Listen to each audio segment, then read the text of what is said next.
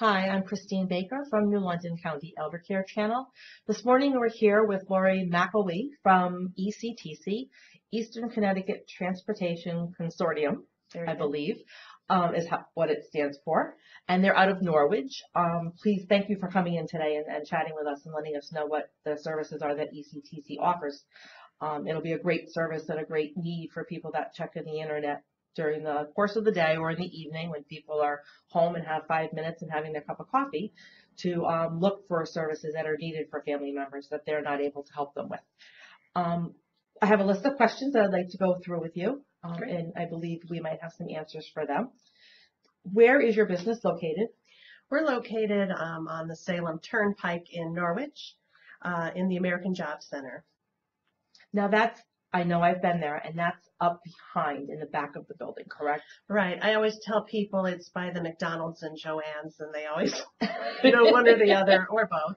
And then you go up behind that building, and it appears to be the Connecticut Job Works building, right. But you're inside that building as well. That's right. Okay. I know when I first went there, I thought I was in the wrong place. Can you tell me your hours? Yes. We're open Monday through Friday, 9 to 4:30. Okay.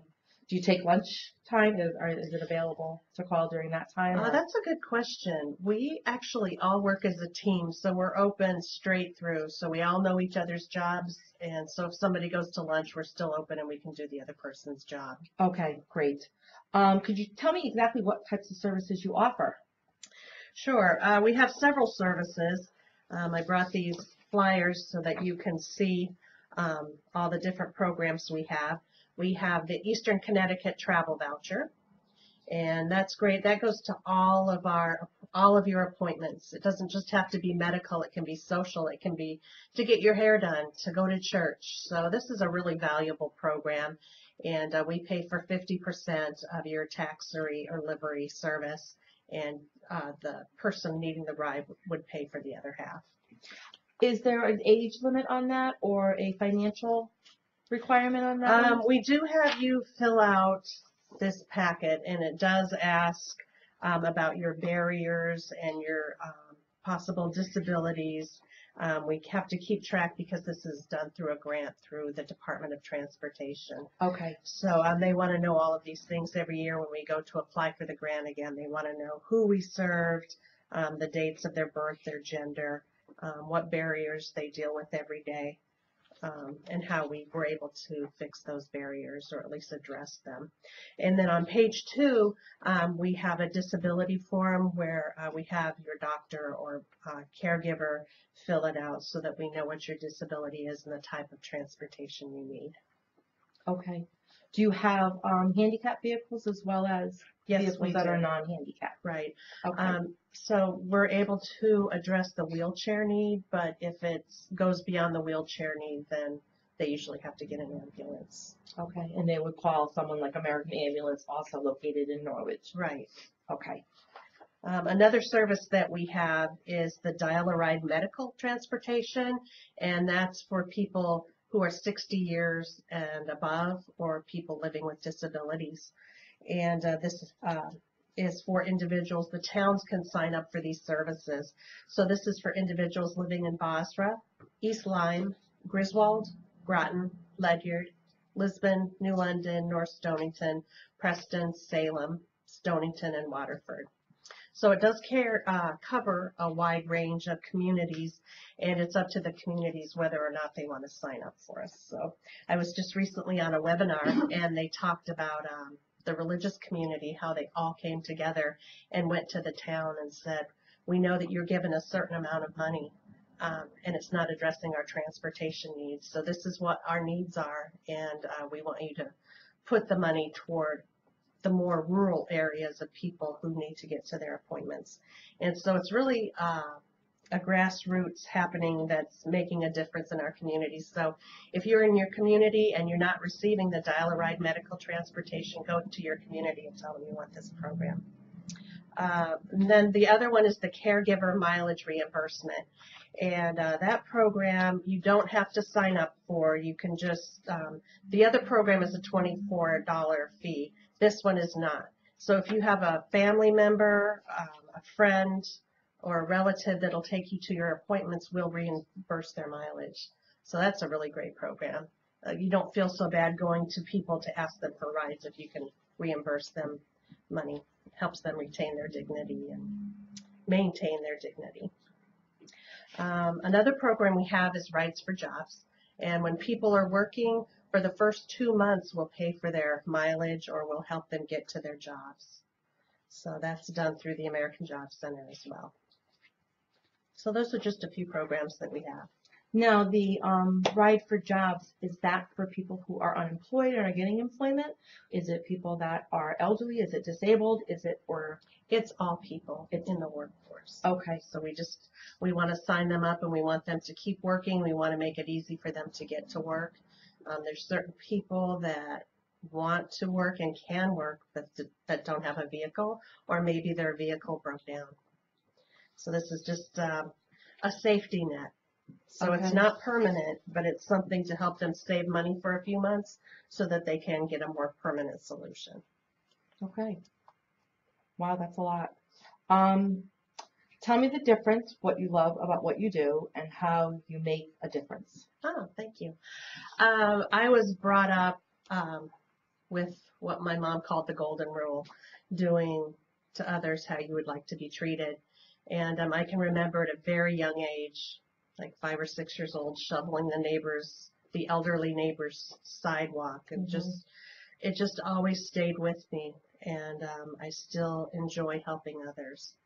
And I've always worked in nonprofits and was able to fundraise and make money for people who had a need. And so this is a different form of that. And I never thought I'd be in transportation, but I am. And I see the need, and I see people who need help getting to really important medical appointments. And these days, people just won't go to their appointments if they don't have a ride. And these are life-saving medical appointments, heart failure, kidney failure, and they just kind of stop living. They stop going to appointments. They stop being social. And so I can't think of a better social services type job to have, and it really meets my need of helping others. So it's a win-win, I think, for both people. And I forgot your second question.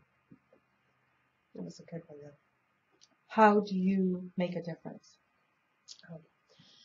I give 100% from the time I walk in the door till the time I leave, and probably more than that because I was up at 2 o'clock this morning thinking of ways that I was going to make my job a little better for people to get to their appointments, especially in the rural communities. How I can make a difference, how I can't leave them stranded at a job site when their taxi didn't show up. That's when you know what you do during the day is not a job anymore. It's like a life's mission when you're up at 2 o'clock in the morning thinking about it. Well, that's good. That's good to hear. I'm glad that you've taken some of those things from when you were younger and brought them along with you. And I'm sure you taught your children the same things. Well, I taught my dog that. You taught your dog that. Okay, well, I'm sure the dog knows to be respectful of the neighbors too. No, but the next question I have is, do you have a special client story that is your favorite? yes, we had a veteran that was being awarded the a Legion award that was being presented in New York City, and he was in his 90s and he didn't have a way to get there. So he called us to see if there was any chance we could get him to New York City to accept this award. And it has been accepted by all the great generals of our time. And he was actually going to get this award, so we were able to help him get to that award. And so it just kind of helps to see people who 80 years later are able to get this award, or 70 years later.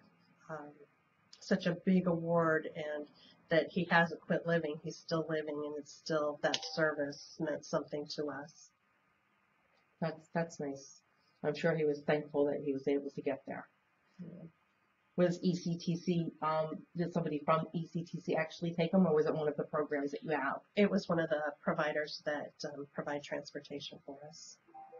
Great. I would have liked to have taken it in my car, but we're not allowed to do that. So. Just to be a part of that, I'm sure would have been I know. wonderful, and have somebody there for him. So that was the travel voucher program, but as far as the municipal grant, just seeing people being able to get their life-sustaining travel to feel better and to live longer and to have time with their family and stay connected in their communities. Now, are you able to do appointments like for dialysis, where people go 3 times a week, or is that something that you're able to provide for them as well? Yes, a lot of people on our municipal dial-a-ride grant schedule all their appointments ahead of time, up to 2 weeks ahead of time, and there are a lot of appointments. And they get 36 one-way trips, so once that's over, then they switch over to the travel voucher. Okay. And they can find all of this information on the website, Yes. I'm assuming. Yeah, our website is www.ectcinc.com. Mm-hmm. And I'm the mobility information specialist, so it's my job to connect you with that transportation and help you get to where you're going. Okay. You can find all of our forms, all about our services provided on our website, and you can download our forms and print them out, or you can call me at 860-859-7592, and I'll be glad to mail those out to you. Great. You just answered the next question before it was asked. Thank you. You're welcome. Are there any mistakes you have seen people make when choosing services, like they're choosing the wrong one at the wrong time, or in in an order that maybe it shouldn't be done? Well, I think as far as our programs, we have an order that we like to see followed as far as the dial-a-ride should go first, because for that $24 fee, you can use that fee up in one ride so that all your other rides are at no cost. Whereas the voucher is, even though you're only paying half, it still adds up. Transportation is pretty expensive. So it's a matter of the order in which you use our programs. Okay. Do you offer, I know we're talking about like American Ambulance as being in Norwich, as doing the ambulance rides maybe for a stretcher. Do they participate with any of these programs as well? Or are they not in part of any of them? We don't work with any of the ambulance companies, although one of our programs, we designed a mobility guide. And so we have the different types of transportation, and they're listed in our guide. So if you'd like a copy of the guide, I can mail that out as well. Okay, and all they have to do is just give you a call and ask for that, and you mail it out to them? Yes. Okay. How can people reach out to you and get more information? They can call me at the number I just listed. I'll say it again, 860-859-7592. Again, my name is Laurie. And they can also mail in any of the vouchers that they filled out, the applications, and put that to my attention. And any questions, or if you're having problems filling out the forms, that's also what I do, so I'd be glad to help you fill those out. Will you go to their home, or do you expect them to come into the office? Well, they usually would have to come into the office, or we can do things by mail, or they can send a family member. Okay. Okay. Well, thank you very much for coming in this morning with me, Laurie, and talking. I think it's important that everybody realizes what we have out there for services for transportation. Sometimes I don't think people actually know all the services that are offered for people until it's an emergency or a crisis situation. And it's nice to have all of this, ahead of time, so that you're making good, solid choices for whether it be yourself or a loved one. Well, I see you at a lot of the senior expos and things like that. So it's what we do. We put the information out there. People may not need it now, but take my brochure, and they either know a family member or someone in the future. So that's a good point. Mm-hmm. Yeah, I have people that call me a year later and say, I have your brochure from when I was at the Senior Resources Expo, and I didn't need it, but I need it now. So it's nice that they do hold on to them. Yeah, that's how it works. But again, thank you very much for coming in this morning. Hope to have you again sometime. I'd love to. For some additional information. Again, Laurie McElwee from ECTC in Norwich. And thank you very much for joining us this morning.